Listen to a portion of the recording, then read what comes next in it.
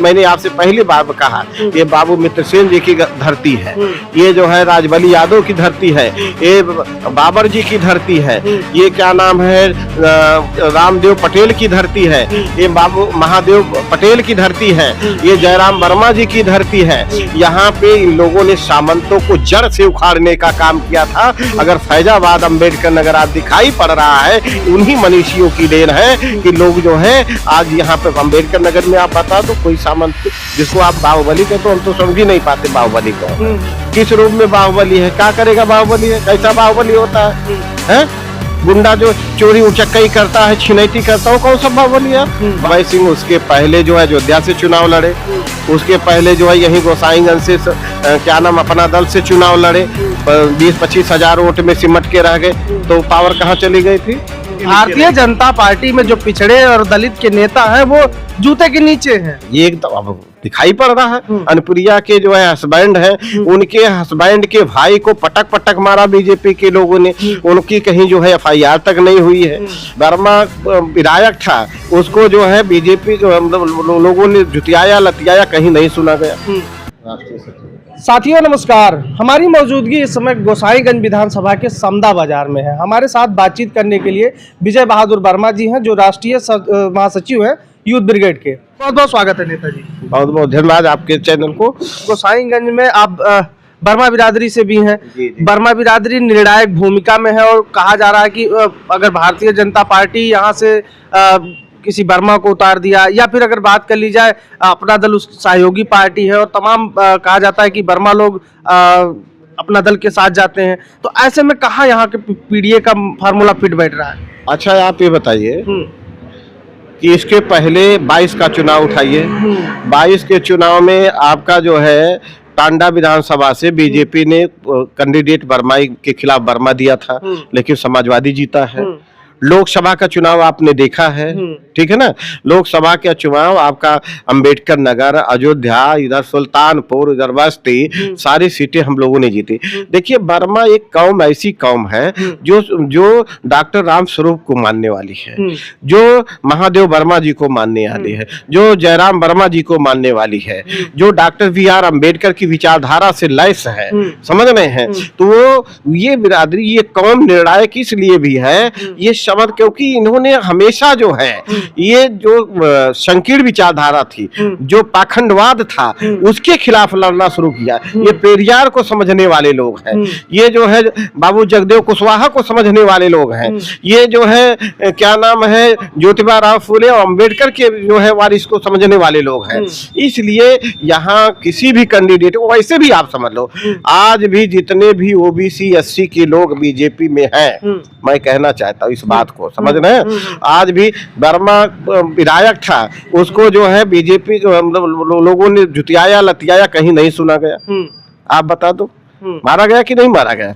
आशीष जो है, जो सहयोगी दल आप कह रहे हैं, अनुप्रिया के जो है हस्बैंड हैं, उनके हस्बैंड के भाई को पटक पटक मारा बीजेपी के लोगों ने, उनकी कहीं जो है एफआईआर तक नहीं हुई है। तो आप ये सारे लोग नहीं समझ रहे हैं क्या?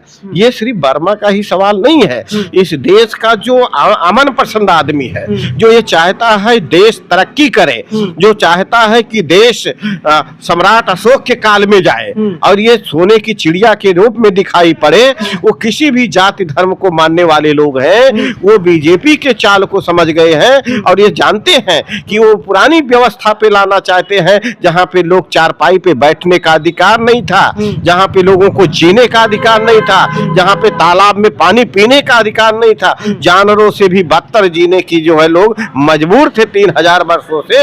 अगर बाबा साहब के संविधान ना मिला होता तो आज ये गरीबों के बीच में डॉक्टर, इंजीनियर, IAS, PCS नहीं दिखाई पड़ते। इसलिए ये सारी कौमें समझ रही हैं कि हमारे अधिकार छीने जा रहे हैं, और जो जिनको वो लाते हैं उनको एक खाल के रूप में, भेड़िए के रूप में दिखाई पड़ेंगे।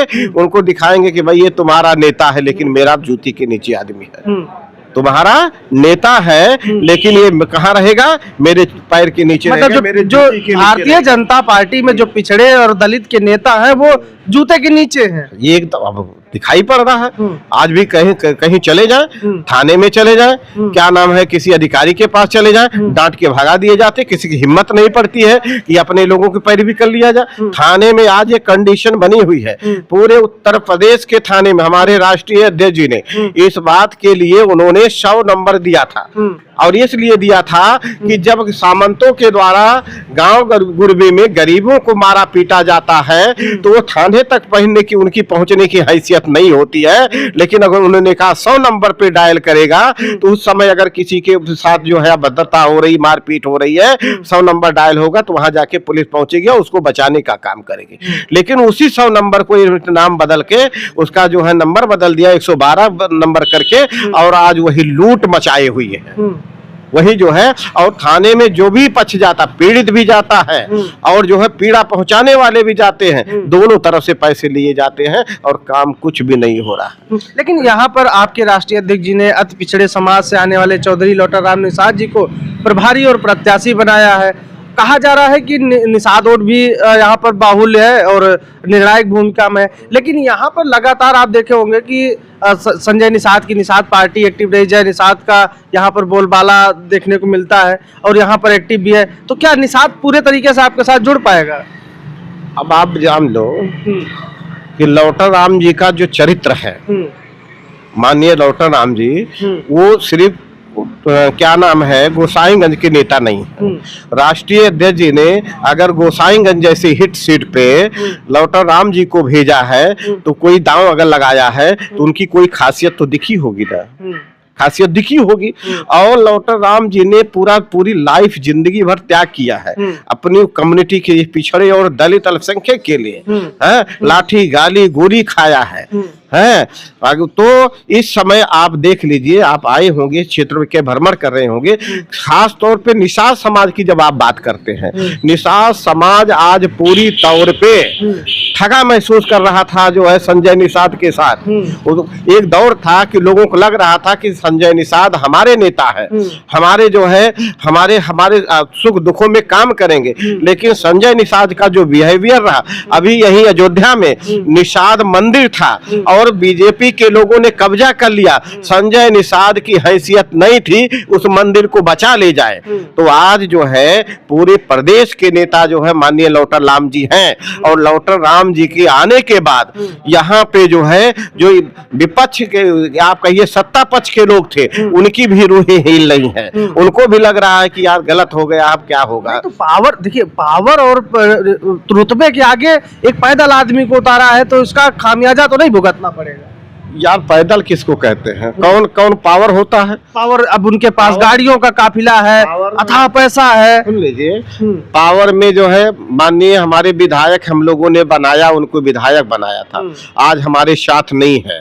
अभय सिंह उसके पहले जो है अयोध्या से चुनाव लड़े, उसके पहले जो है यही गोसाईगंज से क्या नाम अपना दल से चुनाव लड़े, 20-25 हजार वोट में सिमट के रह गए। तो पावर कहाँ चली गई थी? उस समय काफिला कहाँ चला गया था? खब्बू तिवारी यहीं पे लड़े, बसपा से लड़े तो पावर कहाँ चला गया था? अयोध्या से लड़े, पावर कहाँ चला? देखिए, जब पार्टी का सिंबल मिलता है तो वो ताकत देती है। मानते हैं कि नहीं मानते हैं? यहाँ पर समाजवादी पार्टी का सिंबल मजबूत, यहाँ समाजवादी पार्टी, क्योंकि यहाँ समाजवादी पार्टी का विधायक था और विधायक रहेगा। और यहाँ जो कॉम्बिनेशन है गरीबों का, मजरूमों का, और मैंने आपसे पहली बार कहा, ये बाबू मित्र सेन जी की धरती है, ये जो है राजबली यादव की धरती है, ये बाबर जी की धरती है, ये क्या नाम है रामदेव पटेल की धरती है, ये बाबू महादेव पटेल की धरती है, ये जयराम वर्मा जी की धरती है। यहाँ पे इन लोगों ने सामंतों को जड़ से उखाड़ने का काम किया था। अगर फैजाबाद अंबेडकर नगर आज दिखाई पड़ रहा है, उन्हीं मनीषियों की देन है कि लोग जो है आज यहाँ पे अंबेडकर नगर में आप बता दो कोई सामंत जिसको आप बाहुबली कहते हो, हम तो समझ ही नहीं पाते बाहुबली कौन है, किस रूप में बाहुबली है, क्या करेगा बाहुबली है, कैसा बाहुबली होता है? गुंडा जो चोरी उचक्कई करता है, छिनैती करता हो, कौन सा बाहुबली यार? बाहुबली उसे कहा जाता है जो गरीबों की रक्षा करता हो, जो अपनी जिंदगी को दांव पे लगा के दूसरे की जिंदगी को बचाने का काम करता हो, उसे कहा जाता है कि उसके बाहुओं में ताकत है। और जो लूट मचाता हो, किसी का मर्डर करता हो, किसी के घर लूट कब्जा कर लेता हो, किसी के पैसे को लूट लेता हो, कौन सा बाहुबली है यार? आप लोग पता नहीं क्या समझते हो बाहुबली के। बाहुबली की परिभाषा तो हमको समझ नहीं आती। समझ रहे? ये लुटेरे क्या करेंगे आप बताओ ना। लुटेरे मतलब पावर और रुतबा नहीं चलेगा यहाँ पर। पावर कुछ है ही नहीं है, पावर कुछ है ही नहीं है। वोट किसको देना है? जनता को देना है। वोट जनता के सुख दुख दर्दों में कौन रहेगा? पूंजीपति रहेगा क्या? गरीब आदमी रहेगा। जो गरीब रहेगा, जो यहाँ से निकल के जाएगा। देश अगर इस मुकाम तक पहुंचा हुआ है, यही थाती है। लोग ये कह रहे थे बहुत बड़े बाहुबली लोग हैं। लोकसभा का चुनाव चल रहा था, लोकसभा का चुनाव चल रहा था और लोग कह रहे थे कि गोसाईगंज पे लूट लेंगे। और गोसाईगंज से हम लोगों ने कहा था 17,500 वोट से हम लोगों ने गोसाईगंज को जीता है। इसके पहले बीजेपी के कई लोग आए।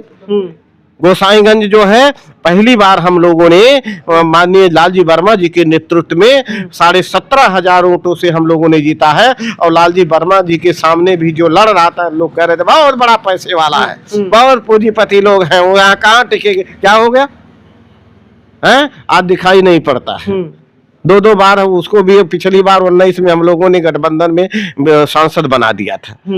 तो बाहुबली का नाम तो लेना बंद कर दो। बाहुबली माने कुछ है ही नहीं। जब ये बाहुबली अगर कोई है तो जनता है, जिसको वो निर्णायक देगी। और बाहुबली का ताकत किसी ने दिया तो संविधान को दिया है, और संविधान ही सर्वोपरि है। और ये जो आम जनमानस है वो जो उसकी वो धरोहर है।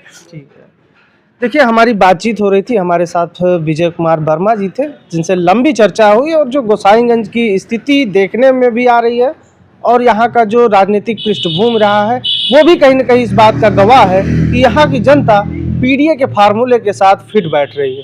और आने वाला जो 2027 का विधानसभा चुनाव है, वो कहीं न कहीं समाजवादी पार्टी के जो प्रत्याशी और प्रभारी बनाए गए हैं चौधरी लौटूराम निषाद, उनको देखते हुए यहाँ की जनता बिल्कुल कह लीजिए कि उनके सापेक्ष जाती हुई दिख रही है। फिलहाल इस चर्चा में इतना ही। मिलते हैं वीडियो।